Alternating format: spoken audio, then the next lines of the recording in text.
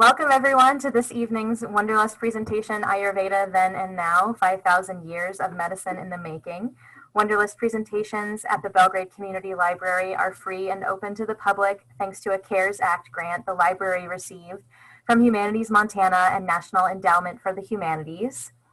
If you have questions about other Wonderlust programs or our Wonderlust membership, please let me know via the chat, and Mark Rozalowski will be able to answer them at the end of the talk. He is one of the attendees today. My name is Sarah Creech, and I am the Adult Services Librarian at the Belgrade Community Library. Before I introduce our presenter, a few Zoom tips and announcements. Your videos and your microphones are both disabled for this presentation. The presentation will be recorded and will be available on the library's YouTube channel after the event, and potentially on MSU Wonderlust's webpage as well in the archive. Questions will be taken using the chat function. Only I and our presenter will be able to see the chat, and I will monitor and collect questions during the presentation, and our presenter will also pause and take questions throughout, and if there's something that's pertinent to the slide she's on, she'll answer it in real time. The chat section is also where you can let me know if you're having some technology issues like I was having earlier, so thanks for everybody's patience. To use the chat, click the speech bubble at the bottom of your screen if you're on a laptop or desktop. The chat will open on the right side of your screen if you're not in full screen mode. If you are in full screen mode, it will appear in a window you can move around your screen by clicking and dragging the top bar of the window. To type your message, first open the chat and then click on the text that says type message here. Start typing and your message should appear as you're typing. And then to send the message, press enter or return. And please take a minute to complete the survey that will pop up after the meeting ends. Doing this survey helps the library and our sponsors know what programs bring the most interest and helps us improve every time. And since we can't see your faces today, it'll help us know if you enjoyed the presentation. So tonight's presenter fell in love with the elder years and decided to specialize in elder care after spending a year with her Polish grandparents. She is committed to restoring optimal health and for every person and body through energy integration, lifestyle alignment, and nutritional wisdom. After starting to practice medicine in 2008 and officially enrolling with the California College of Ayurveda in 2015, she graduated in spring of 2020 as a Doctor of Ayurvedic Medicine. Now it's my pleasure to turn the presentation over to Dr. Leviyah Kern. Thanks, Leviyah. Thank you. Hello, everyone. I am excited to get to share something that I very much love with you all today. It is interesting not getting to see you, but I do welcome any questions that you have via the chat, and I will adjust accordingly when and if I am able to answer them in real time. The talk today is a little big. The initial talk was going to be quite condensed, and in a conversation with Pam, I believe, she was like, what if we do Ayurveda like a history? And I was like, oh, I can do that. Little bit of overcommitment, so please bear with me when some of the mass of historical information is a little brief. We are going to get through quite a span of information going back a little further than 5,000 years, but I will not be going over all of the details of that timeline. And there will be, the majority of the information is focused on Ayurvedic specifically and the philosophy and practices that have developed in that timeline. All right, I'm going to pull my video off and we will begin.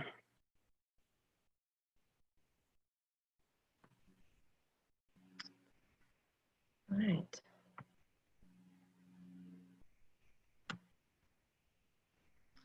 Ayurveda, 5,000 years of medicine in the making, or maybe a little more. So Ayurvedic medicine has its roots in very old Indus Valley civilization. A lot of the information is prehistory because we didn't have any written text in the Sanskrit till close to 1500 BCE. However, we do have some really interesting facts that correlate to the myths and legends that predate the written texts. Most of this is astronomy. And they have been able to track, because so many of the myths and the legends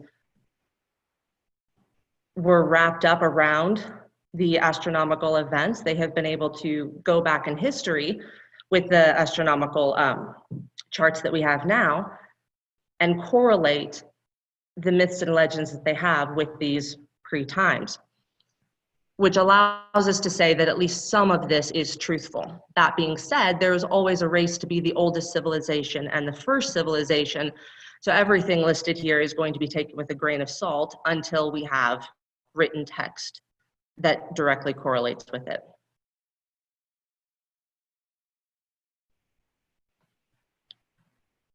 How old is old? Because the songs that are listed in the Rig Veda are so detailed, I mean, it's a couple thousand of hymns that we have used. In these hymns, we have stories of not only the myths of how the gods behaved and the information that they produced, but we also have brief medical records. These medical records were then developed as time went on, and these stories continued to be told over and over. There is proof, and there in the resources section, I do have several links on how singing languages are more able to transmit information over long durations of time. Because the rhythm and the cadence and the tones that developed in the Sanskrit language and the languages predating it increase the availability of memorization and even increase the brain density matter, we do know that there is some factual evidence that the transmission of information from these prehistoric times was fairly accurate and to a degree unchanged. So the medicine that they developed in pre-written language time has still been transmitted with a degree of accuracy. There was a report I was reading in researching for this study that was discussing whether or not, because there's always the issue of the Aryan nations that came in and displaced the Harappan civilization of the Indus Valley. And one of the suppositions that has come up was that this happened at the same time that a certain language shift happened. Now, this language shift of the Sanskrit happened for only certain classes. It was not the language of the lay people. It was specific to the priests, to the Rishis, to the thinkers. And so there is a lot of supposition about whether or not it was not actually a culture that came in and displaced via war and change, as had been previously argued, but whether or not that Aryan shift was just a language shift, because there is some argument about the roots of the word Aryan itself. And so there is now speculation, and some of it fairly provable. They're still going back and forth between the different scholars as to whether or not that civilization was overtaken or whether or not it moved due to climate causes, and then when it reestablished, it simply shifted into this new language mindset. But like I said, that language was not the language of lay people. It is, however, a really interesting language. Sanskrit has a diversity that is unmatched in other language.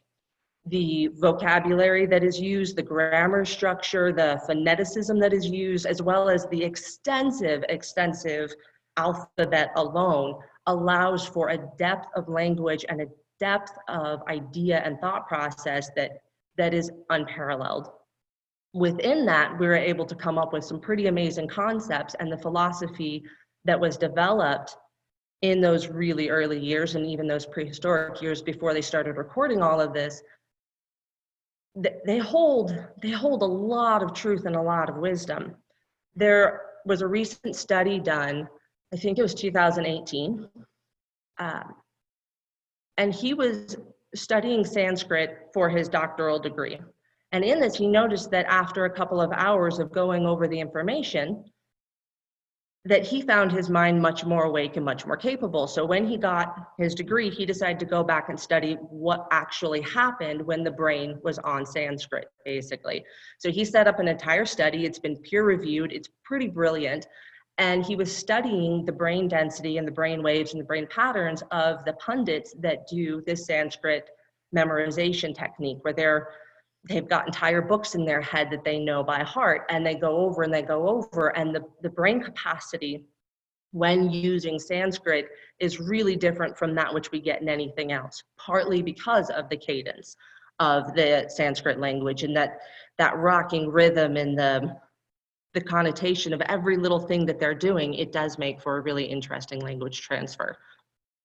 So even when we talk about whether or not that information, the old Ayurveda information, whether it was lost or made up, or whether it is modern scholars trying to reach for a grander history than is actually there, there is evidence that that grander history in this case does exist, because the language itself has made it possible for greater transmission of information.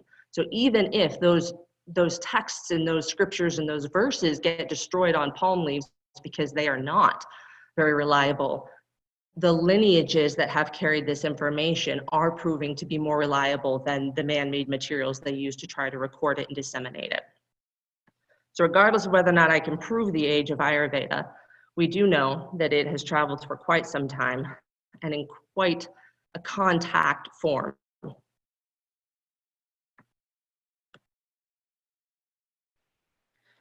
So going back to how old is old. On the left, we have a sample of some of the palm leaves with Sanskrit, because that is how most of the information was written. And on the right, we have a bit of information which you do not need to read all over. This is an example that I brought up to go over some of the predating that was done prior to the text. The text on the left is referencing events and timelines and mythology using astronomy that is presented on the right, and they are able to correlate that with actual events that has happened. Okay.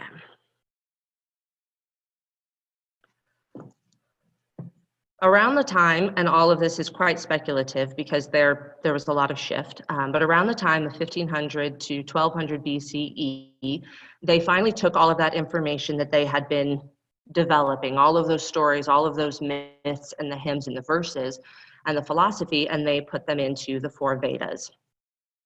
They were quite separate in their purpose. The Rig Veda was much more about dissemination of knowledge, and it is also the longest. Yajur Veda was much more about practice of bhakti, so it was more of the yoga. We have the Samhita Veda, which is a much more spiritual text and had to do with a lot of advice that was being given. And then the Arthur Veda was about science as they practiced it at the time, and science even being the word that they used to correlate it. And the Arthur Veda is the Veda from which Ayurveda developed. It's considered an Upa Veda. It is a more refined Veda. So they had the overall idea of science, of seeing the world in a systematic way. And then they took that one step further and started applying it to bodies and how we work with the bodies and how we treat the bodies in harmony. The Rig Veda being 10,589 verses. And yes, there are pundits who have memorized these in whole and can quote them back to you at any point in time. I am not one of them. And it was really focused on the jnana, or knowledge, the Yajur Veda, karma, concepts and life work, Samaveda, excuse me, I mixed those earlier. Samaveda, the practice of bhakti, which is a much more spiritual practice, and then the Arthur Veda. The interesting thing about Ayurveda, and one of the reasons that I chose it, is that it isn't pure science. And what I mean by that is that a lot of people call it pseudoscience. They argue that you cannot separate one little element because everything is always the whole. And the idea that you can only treat with medicine is considered a fallacy and a poor diagnosis. The philosophy that came up 5,000 years ago when they were living in the Indus Valley and they were developing these hymns and myths, whether all of the myth was a parable or whether it was something that they experienced in context that we have no reference for, they perceived all of those bits of information to play out over and over again in the physical structure of our bodies. And then to deny that philosophy, to deny those ideas, to deny things that we cannot yet prove with modern science, leaves a half medicine, according to Ayurveda. It's like the Patch Adams situation. How does laughter heal a body?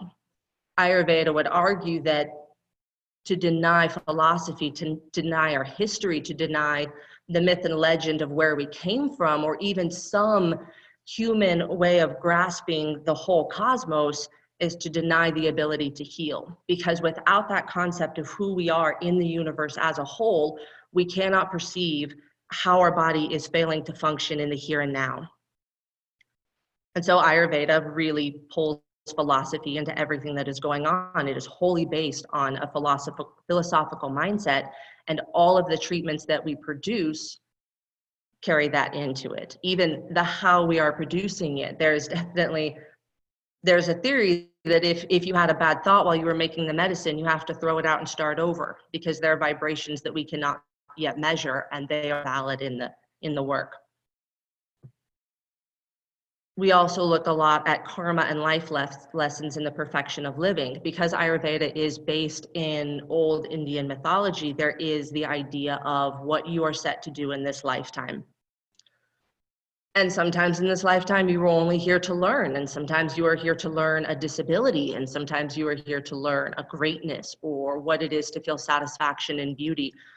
And so we try to perceive all of the nuance when somebody comes to us with any disease in the body, whether it's a bellyache or diabetes. Ayurveda further goes in to say that it was developed of the gods, which we will go to in depth in further slides. But it is enough to say at this time that they never pretended that they were wise on their own.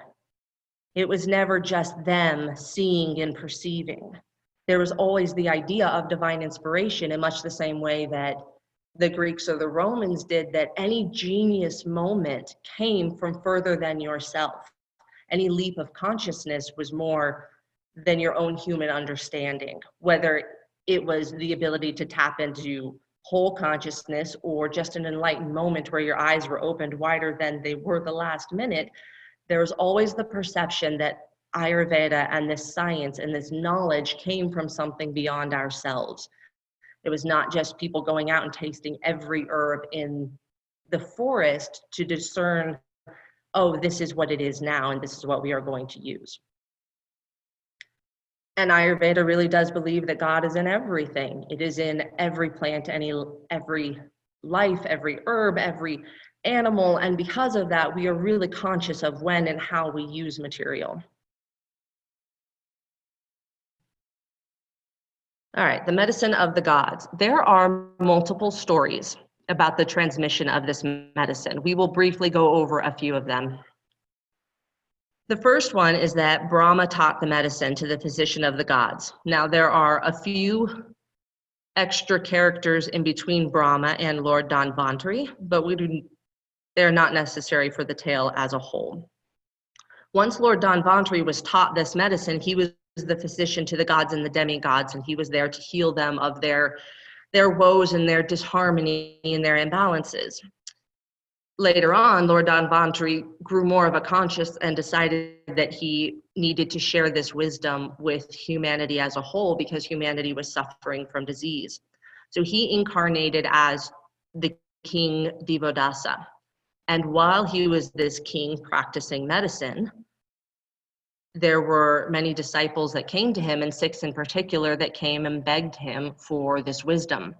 Now, they also asked that it be consolidated into something that their human minds could comprehend, and so the philosophies and the medicine of Ayurveda were slimmed down into more easy to understand 8 branches of Ayurveda.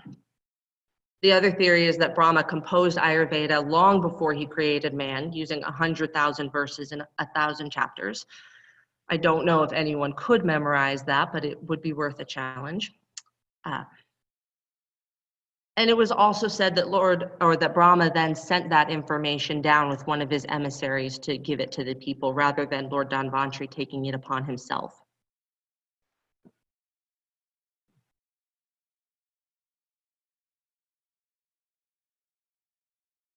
One of the great stories about how Lord Dhanvantari brought us the medicine, or about how the medicine even came to be, is the story of the churning of the oceans, the Samudra Manthan.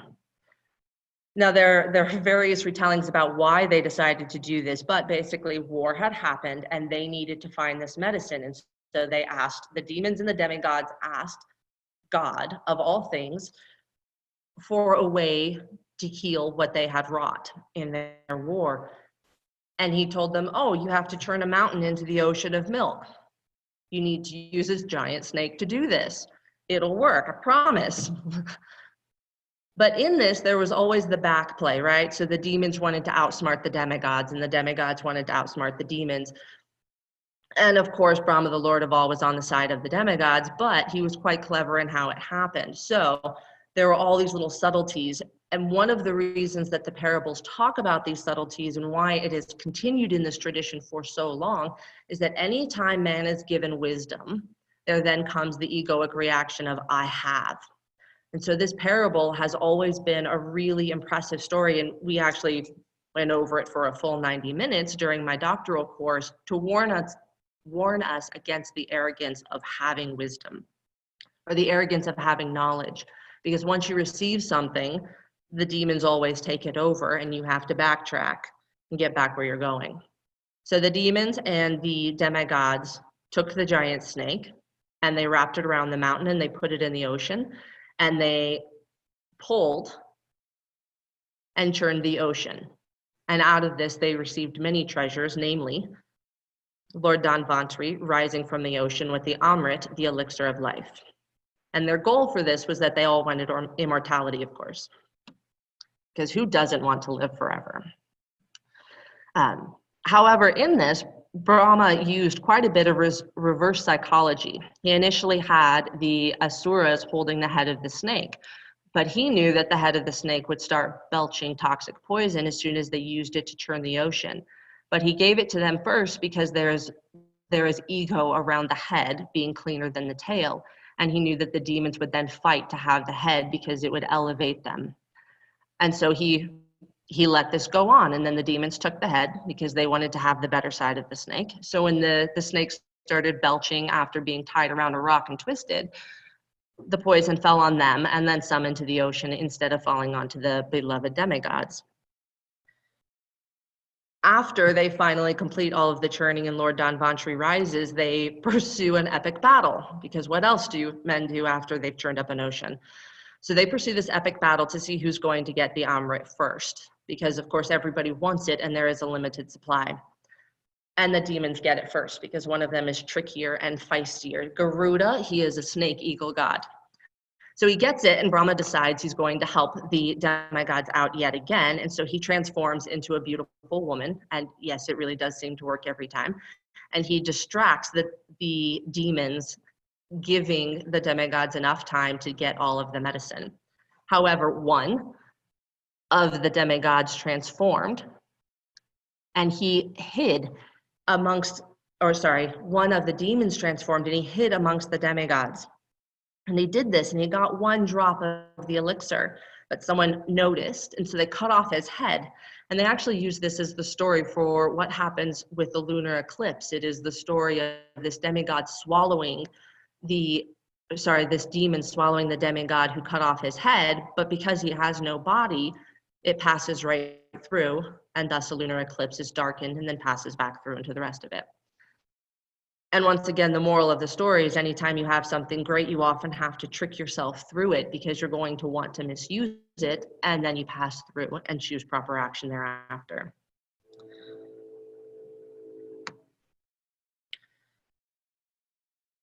This little flow chart gives us a better example of the timeline that we're dealing with. Now, we do have historical records of Hdryam Maharishi and about the time of the 6 disciples and Agnivesa. And Agnivesa was one of the disciples, one of the 6 disciples that came to Lord Dhanvantari. And I believe he studied under Hdryam Maharishi, that wanted to spread the knowledge of Ayurveda as often as possible. And so he compiled a compendium. He wrote an original text consolidating all the information and all the teachings into easily understood compact forms. And we do not have a copy of that text. They speculate that it was written in text because within 200 years, Charaka rewrote it, but he gives credit to Agnivesu or Agnivesa. And the Charaka Samhita, the compendium of Charaka, was written approximately 250 BCE, as far as they can tell. Some records put it a little further. But again, with other comparison historical data, they're running it somewhere around 300 BCE to 200 BCE that Agnivesa wrote, and then Charaka redacted the information into a copy of the Charaka Samhita that we do have records of.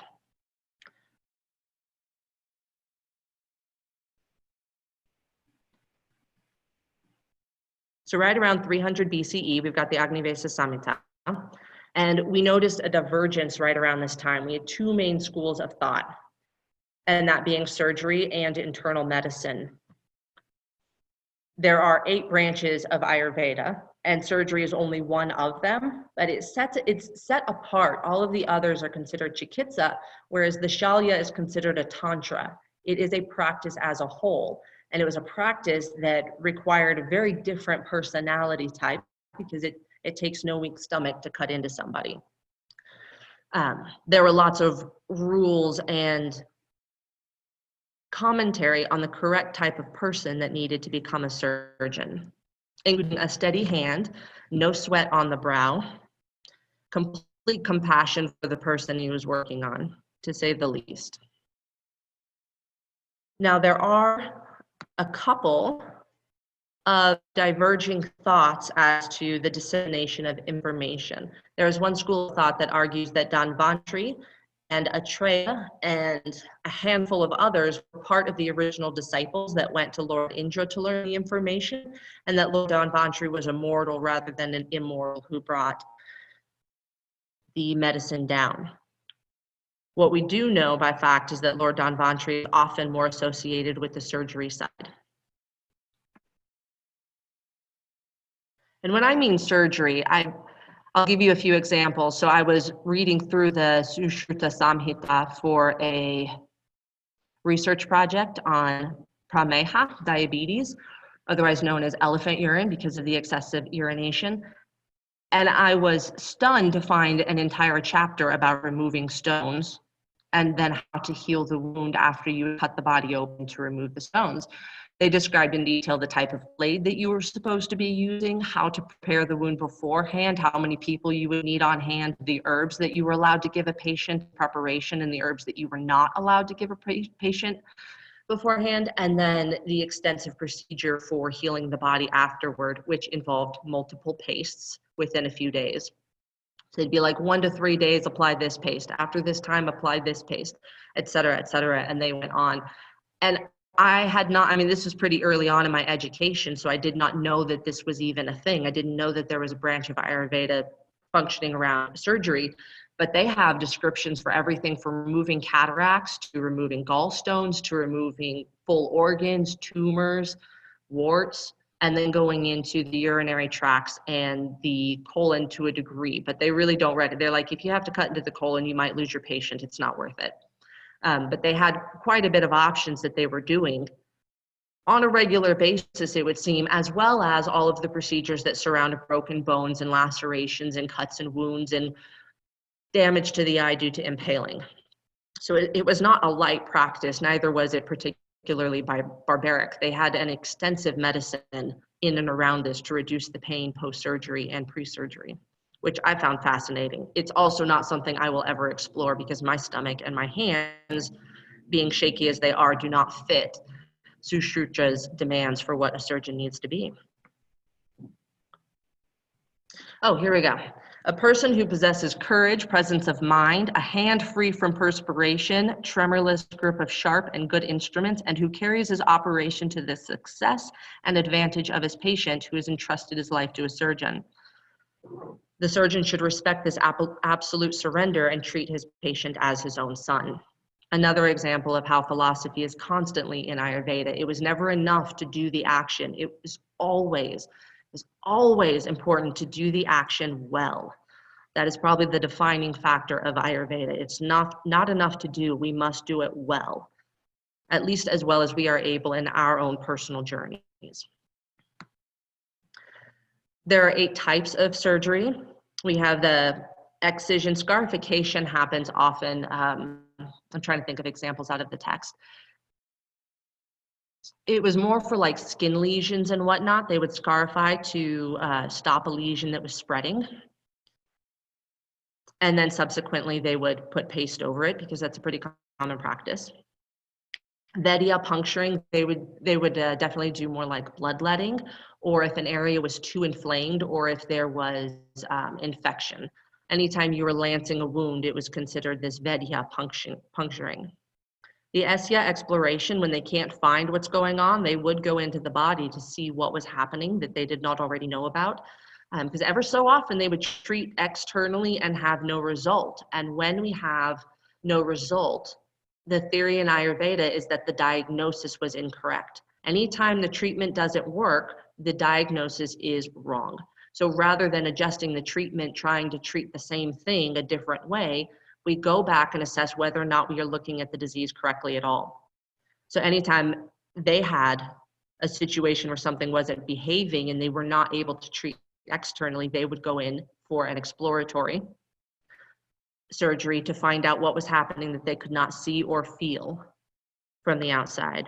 And then we have extraction, obviously, of things like teeth, because that did come up, evacuation, and then suturing. Again, a little grisly for me. The picture on the left is obviously not something written on banana leaves. The picture on the right, however, is the Susruta Samhita, a small portion of it. So those original surgery texts that go over in detail all of the procedure were written in Sanskrit on the little palm leaves that you see on the right. There were some pictures, those are not shown here. And then the descriptions of the tools. So these are all tools. This was during the Bronze Age, so they did have access and they were able to create detailed sharpened tools at this time. They all look quite grisly to me, but as I said, I prefer plants. But yeah, I'm still blown away. Even if they were using flint and clay, which can be made into quite a sharp scraping object, it's still fascinating to me that palm leaves can be used as a viable medical text. All right. So that was surgery, and this is Ayurveda as taught by the Charaka Samhita. The internal medicine side of Ayurveda is definitely based on philosophy, but it is also based on perception. And it was very scientific in how it went about it. So all of Ayurveda is based on the elements, the 5 elements: ether, air, fire, water, and earth. And they divined they could see this in absolutely everything on the planet. And within this, they could see any imbalance. There is the natural harmony of a thing, and there is a thing when it is taken out of its element and made to be imbalanced. The original text did not include the 3 doshas. They were simply the 5 elements.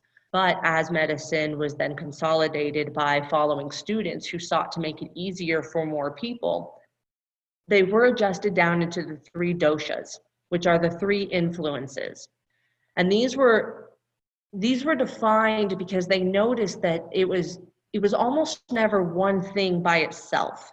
There was always the conjunction, the idea that only fire was causing an imbalance or only air was causing an imbalance seemed to be inaccurate. They found that it was always air with a bit of ether, or fire because the water had dried up, or anytime we had excess water, there had to be enough earth in the situation to even permit that in the first place. And so they found these dual dosha, or these dual element combinations that resonated as always being there together. And so they created the 3 doshas. And these 3 doshas rule absolutely everything in Ayurveda. I've got a few chart examples coming up of how we use them, but for the most part, they are constant and they are immovable. The 3 doshas in Kapha, which is made up of water and earth, in any quantity. Often it's more like 50-50, but you do find a lot of kaphas that are, more 30-70, etc. Pitta, however, is not in equal portions. It is difficult to have equal portions of fire and water and still have the fire effective. It tends to be much more of a 70-30 range with the pitta, with just enough water to keep it from burning up everything else around it. And then vata being air and ether, and these also show up in multiple proportions.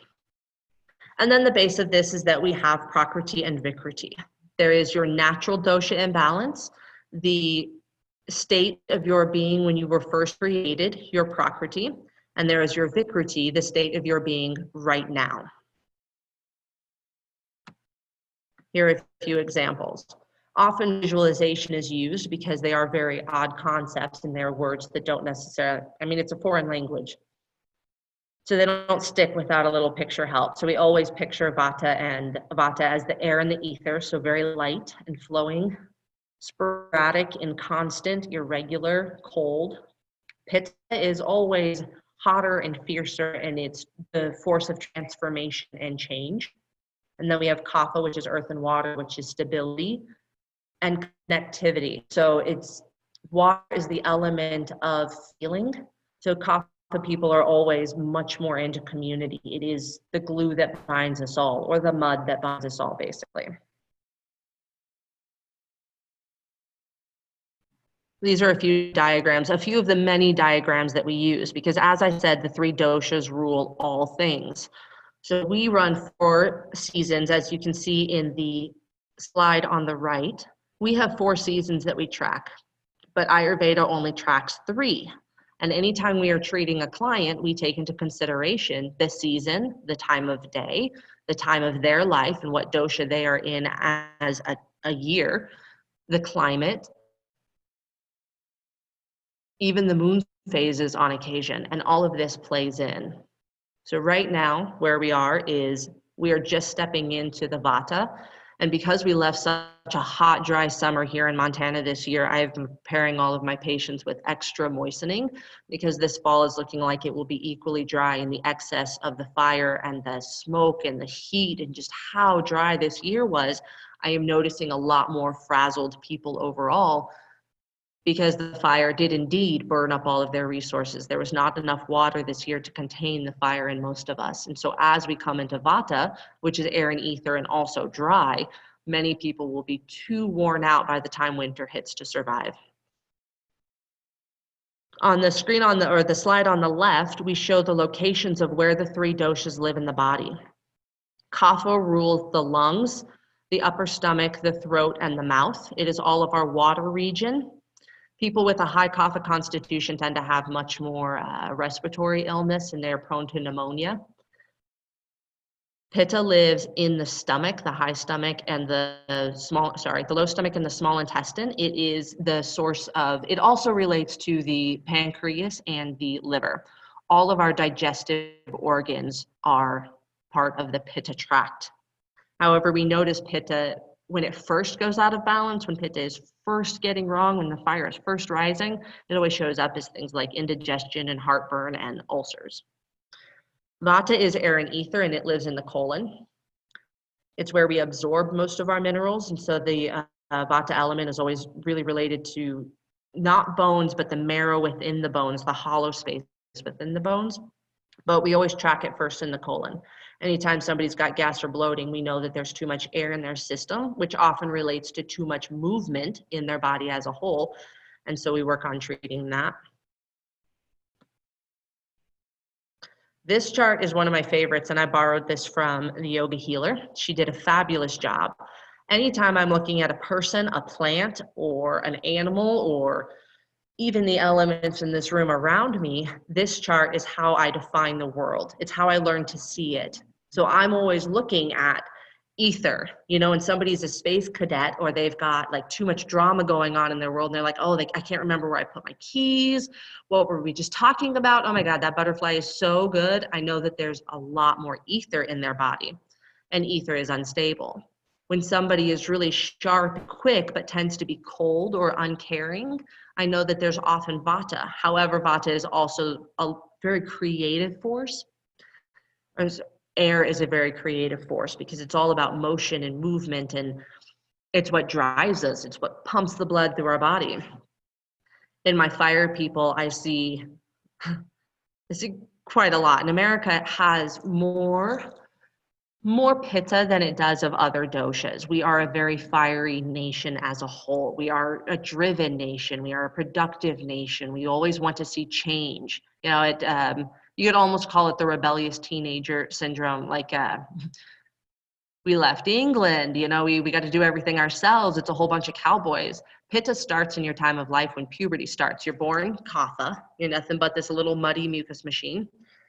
And then puberty hits and fire happens, and fire transforms us into the adults that we become and live through that whole period. But that whole fiery transition period, it's still really applicable here in the US. We have so much change that is being driven on a regular basis. And even from the time of the Industrial Revolution, it's just been change upon change upon change. And so as Ayurvedic practitioners, when we look at society as a whole, and then the people living within that society, we are always looking to that fire. How high is the fire in them? How much are they affected by the change that is happening in the outside world, etc.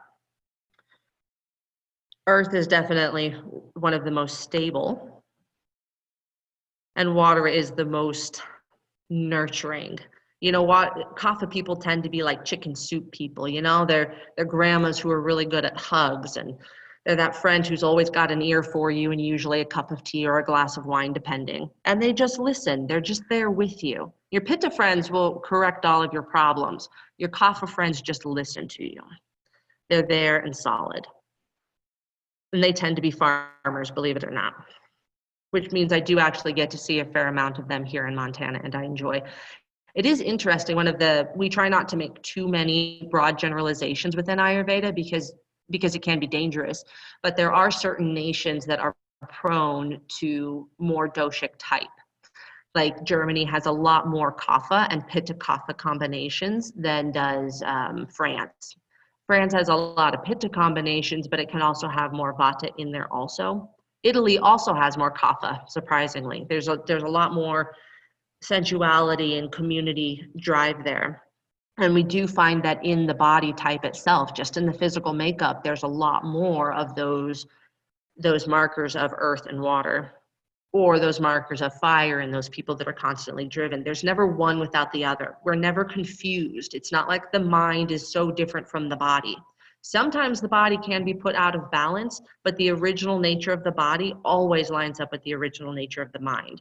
So anytime there's confusion, sometimes we can suss out, well, how much are they of one or the other by looking both at the body and the mind, and sometimes it's easier to see in one place. Often the body is less changing than the mind can be thrown out of balance quicker.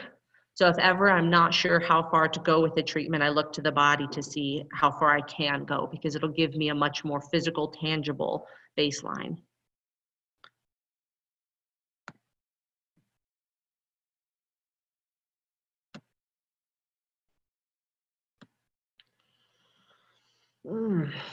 The 3 books that we have used in Ayurveda and still use to this day, there are many of us who still pull up the old text when we're looking for a recipe or when we're trying to understand how to properly treat a symptom that is being particularly difficult. We still go back to the Charaka Samhita, which is the largest of the books, or to the Susruta Samhita, but it is mostly surgery. So most of us in the US don't use it as often as those in India. And then the Ashtanga Hdryam. Now the Ashtanga Hdryam differs from the Charaka Samhita and the Susruta Samhita in that it was made much later.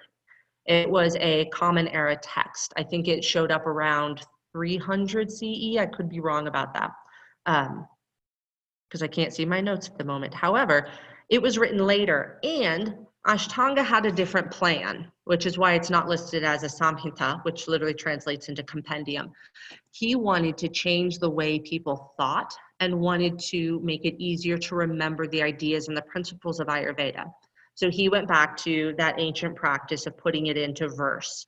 You know, they'd taken all of this information and they cleaned it up and put it into these much more structured, lineal books that were the Charaka Samhita and the Susruta Samhita with their chapters and their verses.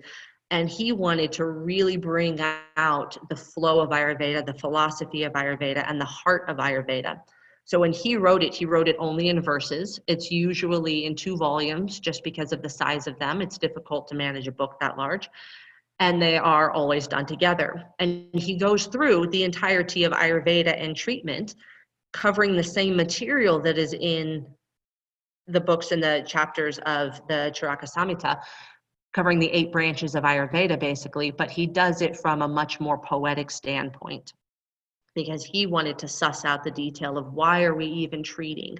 Why did they even get sick? Why did this happen?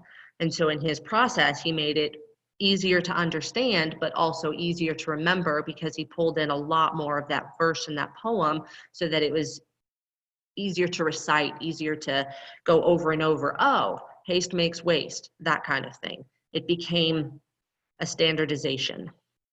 It's a little harder to go through when you're just looking for a recipe, but for anybody who wants to be a proper practicing Ayurvedic doctor or even a counselor, we go through that to really understand the whole of what it is we are supposed to be doing.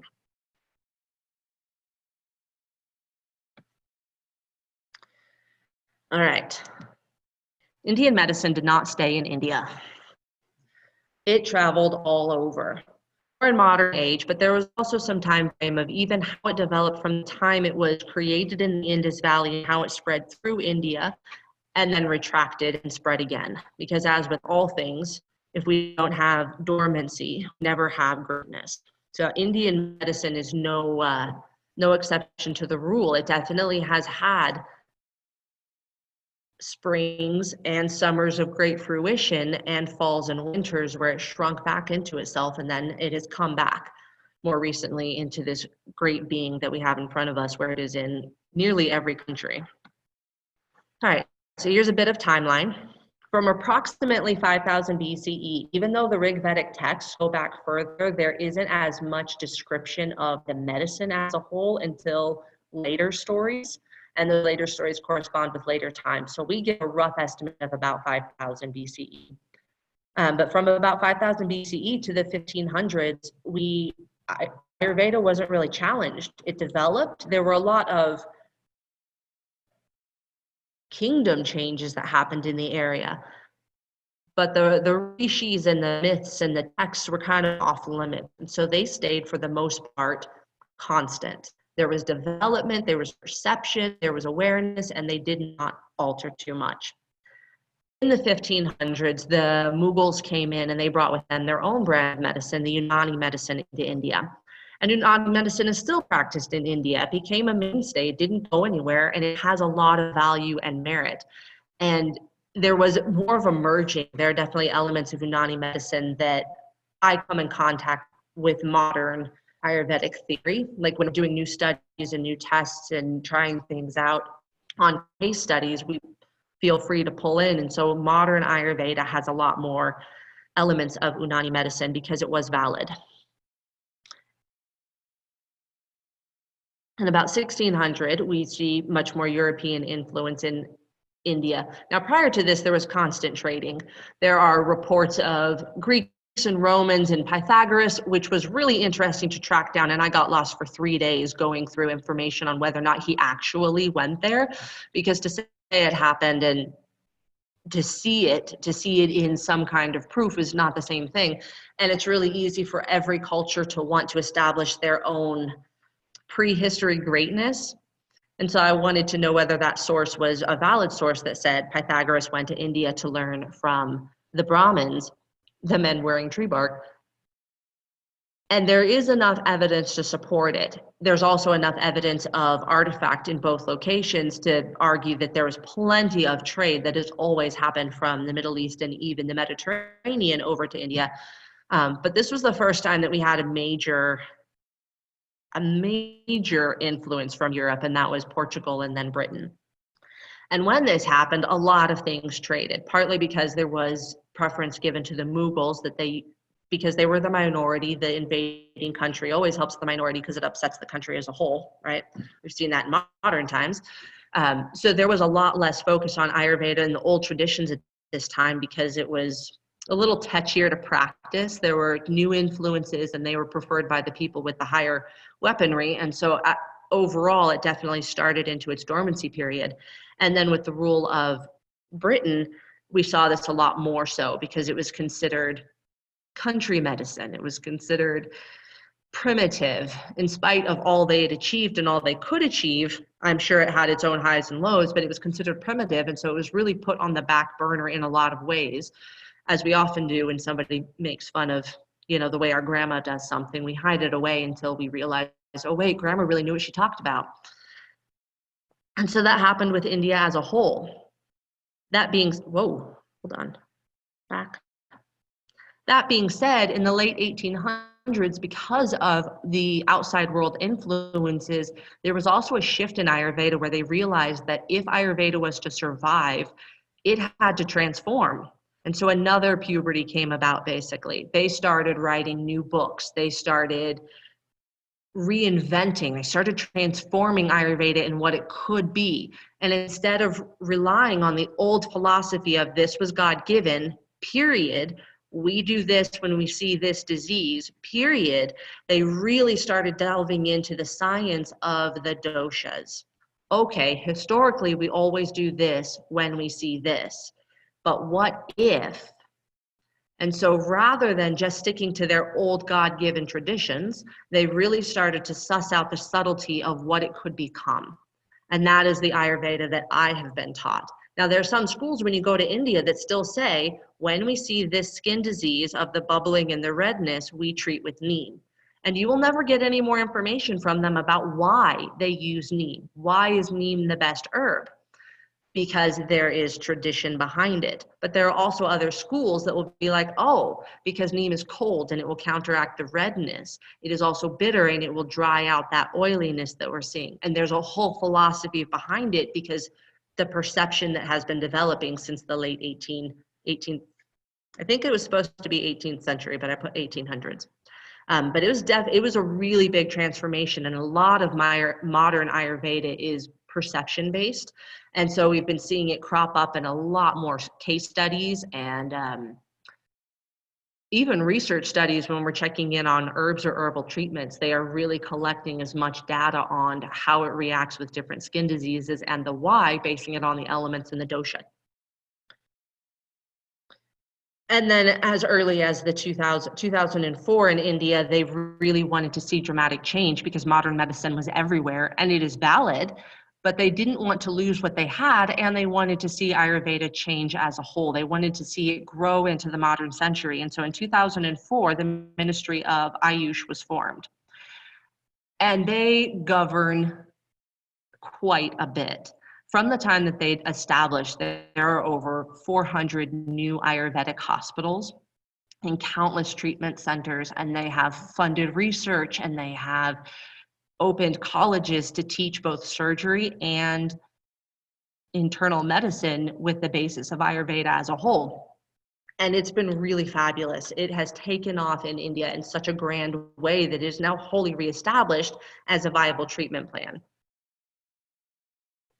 Often in the hospitals, they are finding Ayurvedic doctors and Western trained medical doctors in the same locations for certain things. Ayurvedic doctors are allowed to do minor surgeries, including cataracts and minor removal of stones and or lesions and or stitches. So an Ayurvedic doctor, even practicing in his own office, is able to come in or is able to have a patient come in with a broken arm or a severed finger, and he's able to treat it Ayurvedically, including the surgery side of it.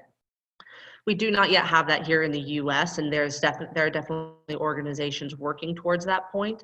But as of right now, we are internal medicine only.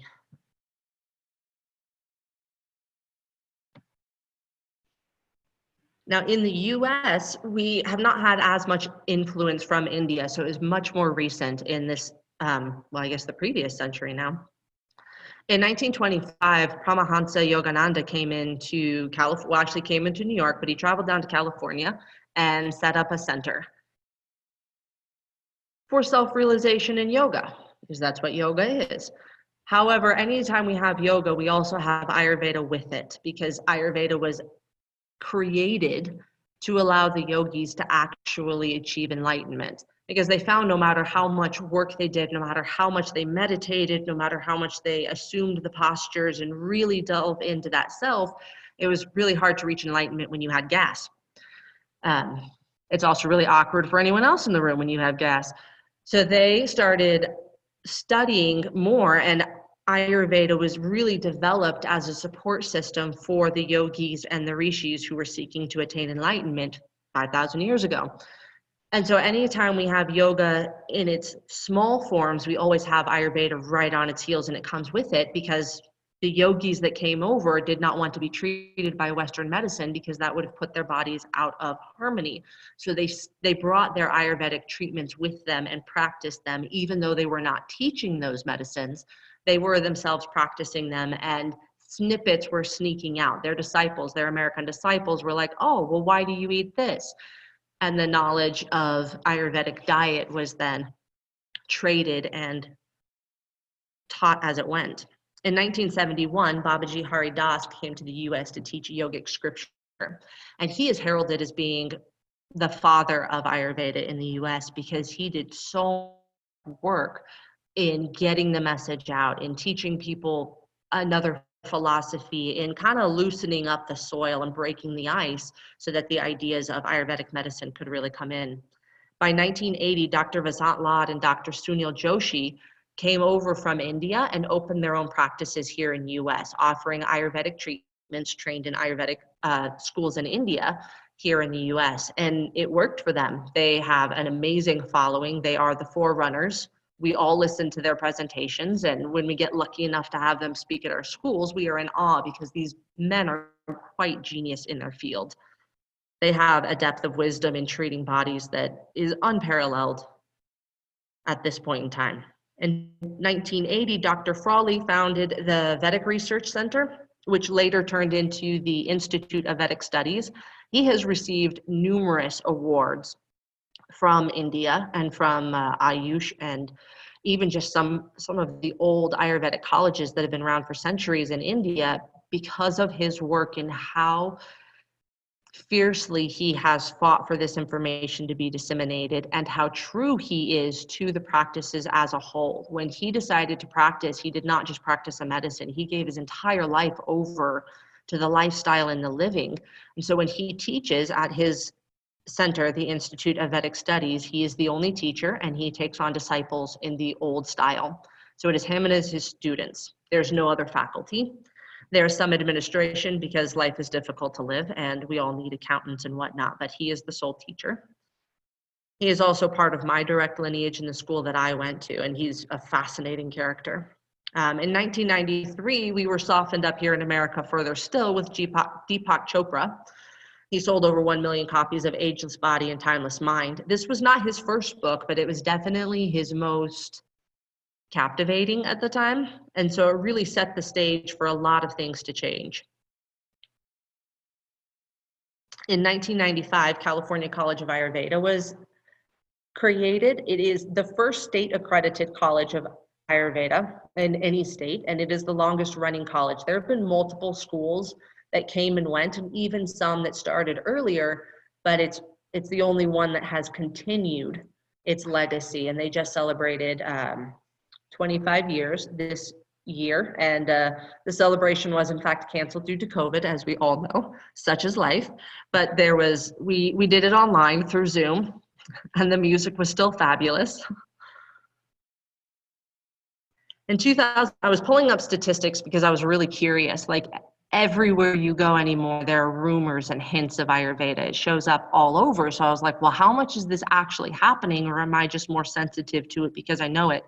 So I pulled up some statistics, and I found one from 2004, which is 16 years ago, but there were over 751,000 Americans that had already received Ayurvedic treatment from people like Dr. Vasant Lad and Dr. Sunil and Dr. David Frawley, and small practitioners that don't get listed. Once they're trained, they go off in their own private practice and they don't show up in big records. But the people who are going to hospitals and they're asking in their intake paperwork are listing that they have received Ayurvedic treatment. That's where this data and research is coming from. And I was just blown away by that number. I can't even imagine where we are now, considering how many Ayurvedic practitioners there are.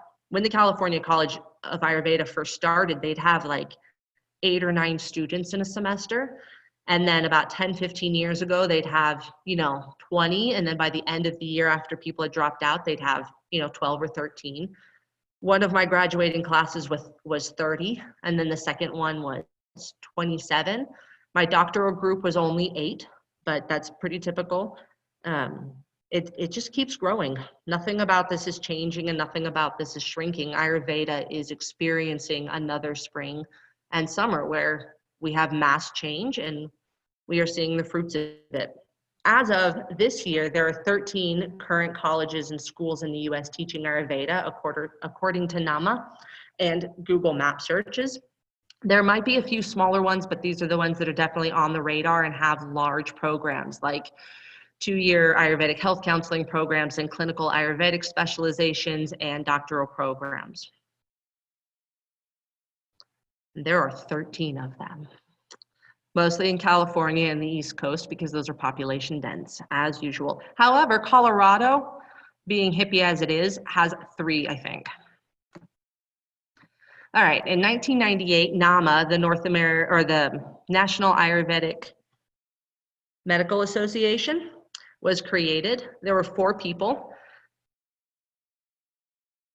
The doctor of my school being one of them, and they sat down and decided that if they were going to succeed in this profession, if they were going to change America or change the world, like all young people want to do, then they had to organize, like all young people have to do. And so they created NAMA. The goals being regulation mostly. So NAMA is constantly focused on upping the standards. For every new program that comes out, they go over the material of the school and the syllabus and the timeline and the hours, and they set standards that the schools now have to reach in order to be considered by NAMA as viable. So there's some schools offering doctor programs and this NAMA says, no, it's not thorough enough. You're not teaching them enough. It's just a fluff degree. It doesn't count. Because they want the standardization as a whole. The long-term goal of NAMA is to be able to stand side by side with Western medical doctors in a fully regulated field saying, this is what we do, this is what we offer, and this is how it's going to happen. All right, Ayurvedic treatments in the US. There are over 40 treatment centers that show up on Google Maps. Small treatment centers tend not to. Here in Montana, we've got 3. There are several in Canada, in Massachusetts, they're all over. There are probably a dozen in Florida, and only a few of them show up.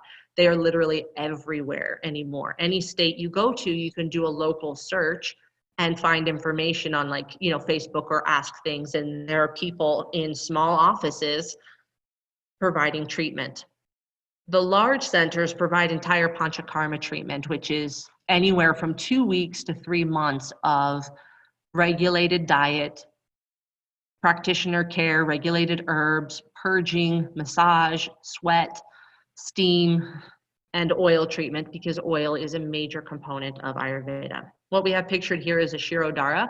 Unlike Chinese water torture, a constant pouring of oil on your forehead is one of the most amazing experiences anyone will go through. It is extremely calming, and people tend to feel like $1 million afterwards. All right, but it doesn't stop there. Ayurveda grew by leaps and bounds. It is everywhere. I have 2 links here. The first one is for a major European Ayurvedic academy that is in Germany, and that is what's pictured here on the right. And the second link is for an Ayurveda finder. And this is a picture of the Ayurveda finder. There are some 40 colleges and treatment centers spread out all over the world. Europe, and Northern Europe especially, is in love with it. And then you have India and up into Northern India, into the islands, a few in Africa, and then even over in Australia. There are actually many people in Australia because there was, wait, am I looking at the right thing? Yes, that is Australia that they're showing on the left. Because there was so much migration from areas like Sri Lanka during the Tamil Wars, like 70 years ago, there's actually a huge Ayurvedic community in Sri Lanka or in Australia and New Zealand, because the wars and the terrorism from the Tamils were so bad that a lot of the Indians in that area and the Sri Lankans in that area booked it and they took their practices with them, as migrants always do. And so Australia is loaded. I found this out because one of the doctors in our group, who's actually a medical doctor, she wanted to improve her practice. And so she came to the school to learn Ayurvedic medicine. She was practicing up in Canada, but she was from South Africa and her husband was from Australia. So she spent quite a bit of time in Australia and she was amazed by how many Ayurvedic communities there were over there. Ancient wisdom in modern times. As I said before, Ayurveda is changing. And one of the ways that we're changing is really making an effort to be more regulated in how we do everything. We're trying to be more modern in how we perceive everything, or rather how we record. We're not actually changing the what, we're changing the recording methods. So anytime we are taking on new clients, we're keeping extensive records so that we can compile case studies in the future. Because we don't use the same methodology as others, we still need to create that data so that that data can be mined and researched and leveraged. And so we have to do that via mass quantity of case studies. If you go on PubMed, which is pretty brilliant, or NCBI, and you just plug in Ayurveda, this is a screenshot, you have over 11,000 articles. Anytime I'm working on a tricky client and I've got a disease that I'm not quite sure about, I will pull up treatment. I will go search this website for anything that anybody else has done. Sometimes I get information on how turmeric responded in rats or what ashwagandha did in mice, or I get a full-on treatment plan from somebody in India who is documenting what they did to treat diabetic ulcers on legs that were extensive. And in that case, they were able to save the legs, which was brilliant. And I learned the treatment plan, which was also brilliant. But we are definitely making an effort to be as modern and medical as we can. The question, how does Ayurveda incorporate new ideas? Ooh, I like that. So using the foundation of what we know of the doshas and the elements, when we're presented with something new, like even considering something like, I can't think of the word right now, Pepto-Bismol, or sinus medication that is really drying. When we're confronted with modern medicine and the way it behaves, where it's synthetically composed, we still go back to like the base elements and we consider how can we use this in conjunction with what we already know, or what are the long-term effects of how this is treating the body and how do we support it? Because a lot of our patients are also seeing Western medical doctors. So in the cases of like cancer, when we have to work right alongside somebody and we can't interfere with the medicine, or we can't give them herbs that'll strip the chemo out too fast, we are adjusting the process. Whereas previously we would go on a few full-on purification of stripping everything out of the body and then building up the immune system. When we're working with doctors that have an existing treatment plan in place and they know that it will work to this degree, we adjust our entire treatment into like a supportive thing. Other new ideas that we are incorporating is that rather than just using case studies, we are trying to use modern treatment, modern research models to run the same kinds of tests with Ayurvedic treatments as a whole. Now, it gets really expensive and it's tricky, and so we tend to treat a really small herb or a really small treatment that we can codify easier. But there are a lot of doctors out there who are trying to adjust using these methods. So they're like, okay, well, if we need modern research, how do I do modern research? Because at the end of the day, Ayurveda is always about the dosha. We wouldn't give the same treatment to a vata with heartburn that we would to a kapha with heartburn. They have heartburn, but they're not the same heartburn. So we have this really interesting dynamic where Western medicine is always wanting to find one thing that will treat as many people as possible. And we have ethical issue with that. So when we're doing research studies, we're like, okay, we just combine the two. We're like, we're going to treat this method on as many kaphas as we can find. Now it does kill out the random structure of it, but in all other methodology, we still keep the walls up. We still keep, oh, I'm totally missing that.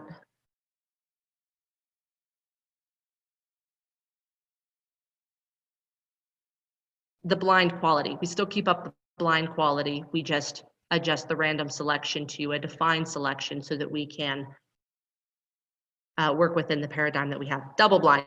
Thank you. I appreciate that.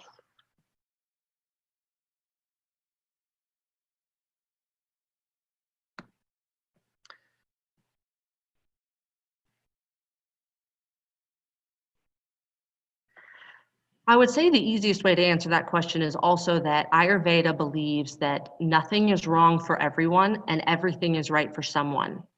Ayurveda is the basis of treating an imbalance with an opposite so that we can correct it.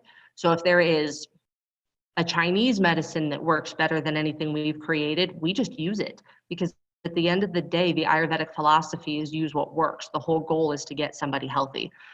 So modern Ayurvedic practitioners really don't stick to old recipes unless they're still valid and still working, and many of them are, but like here in the US, it's so hard to get a hold of some of those herbs, and we don't use the heavy metals that ancient Ayurveda used, so we use whatever works around us, including some of the really bizarro therapies that are out there, like sound therapy and vibration therapy, and some of the really modern healing techniques that show up out of Europe, where they're studying radio wave effects on the body. There are a lot of Ayurvedic practitioners that completely incorporate those elements in, even though they did not have a foundation in Ayurveda. When we can see that effect on a body part, we just consider it part of the toolkit. Okay, this is a study that I'm really fascinated by, and we only have a few slides left, so we should be on time. This is Prakriti and genetics. There was a researcher, Dangaraj, who was really curious whether the idea of dosha actually held its ground at a genetic level. And so he went through an exhaustive research model, and the peer review is brilliant. And so I have the link up there, and it is also in the resources.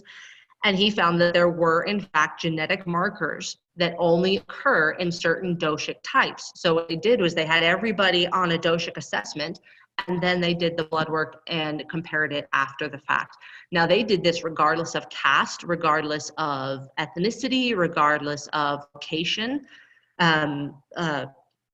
And it worked. They still found that in Kappas, there are only this genetic code. There's only this genetic marker. In Vatas, there's only this genetic marker. And that was true across the board of everybody that they tested. It was really brilliant.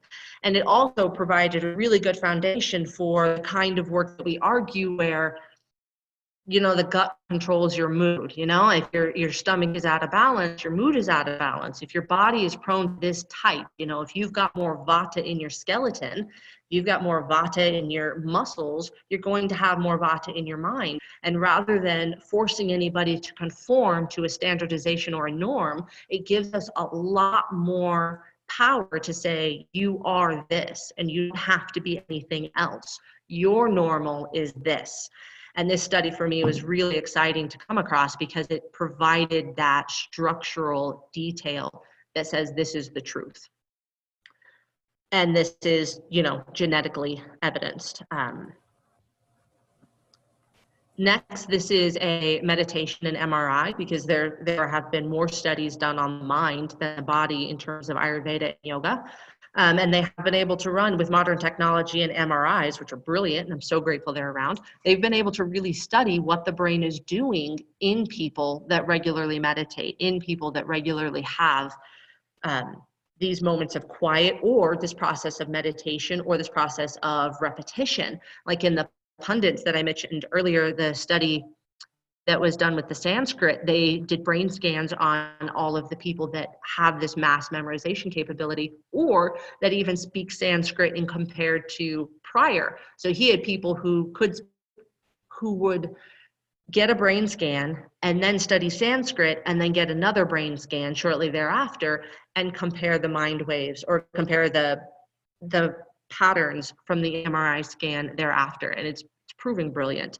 They have found in a lot of PTSD people, or PTSD sufferers, that regular meditation is really effective. However, it is no different than medication in the sense that it's not permanent. You don't meditate and fix your head forever. It is an ongoing practice. And so when they drop off of the practice, the beneficial effects also drop off.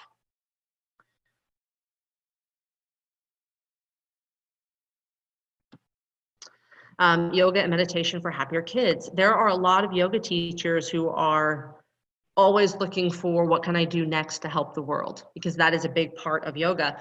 And when I was in San Antonio, Texas, I ran into one of these guys who went to the different school districts and started teaching yoga as one of the PE options for young kids. And this is the study reporting the positive thing. There's a lot of pushback because a lot of people feel that yoga is an invasion of religious domain.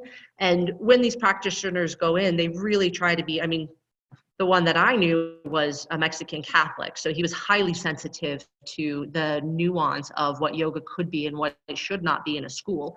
And so he kept all of the religion and the philosophy out of it as much as possible. And it was really just breath-based and body-based.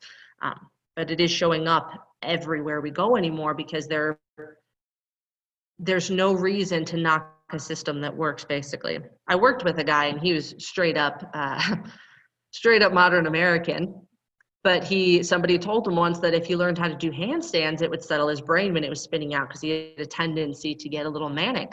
And so there were times in the office, and we were in the statistics department for a major grocery store. We handled all of the database, and so we'd sit there running numbers, and he's like, okay, it's time for a break. And he would go to the middle of the floor, do a handstand, and then go back to his desk and run the rest of the work.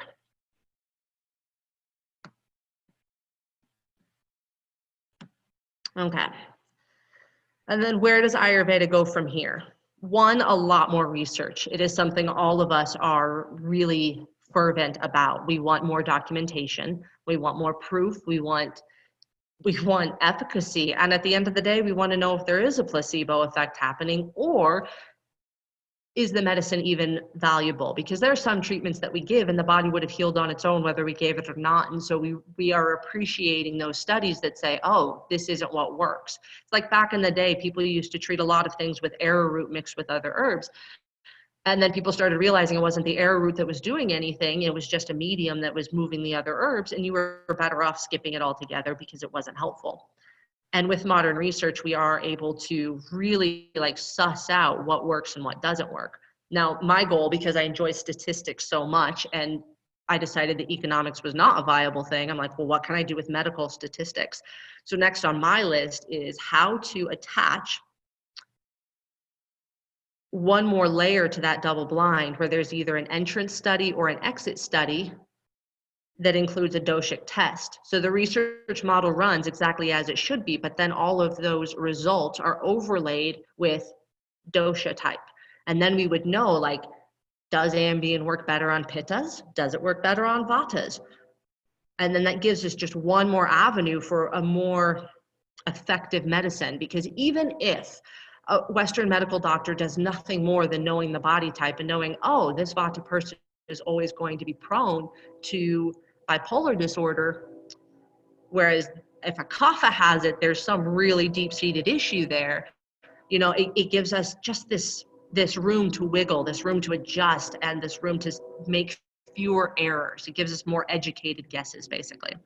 So that's what I'm really excited about, is what do we get to do that would clue in doctors to what's standing in front of them and what's likely to happen. Because in my head, as soon as I meet somebody, I know whether or not they have heartburn.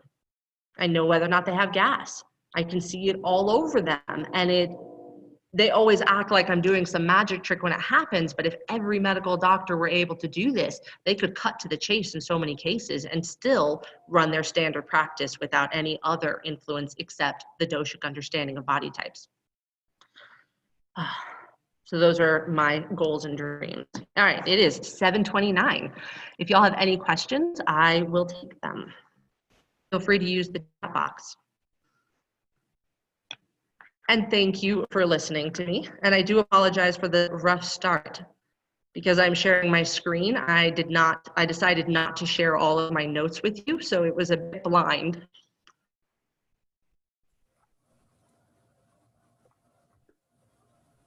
Leviyah, I think you did a great job. I know I learned a lot. And thank you for answering the question that came in about incorporating new ideas. I think that was interesting. And I appreciated the link to the title, the PubMed article, the genome-wide analysis correlates Ayurveda Prakriti. That was interesting. And I actually have it up here, so I am going to drop that link directly into the chat for anybody who's interested. And it's on PubMed. And just a quick... know if y'all can, sorry to interrupt. I don't know if y'all can save slides, but I do have... Oh. This is not an exhaustive source slide, but I do have all of these sources available. And some of these are ones that I found particularly helpful in my research. I'm trying to think. Leviyah, if you want to send that to me, I'm going to send a link to the recording so I can attach those resources to that email. Okay, perfect. I will do that. Yeah, absolutely. I'm going to stop the recording just so that's done. So thanks everybody for participating.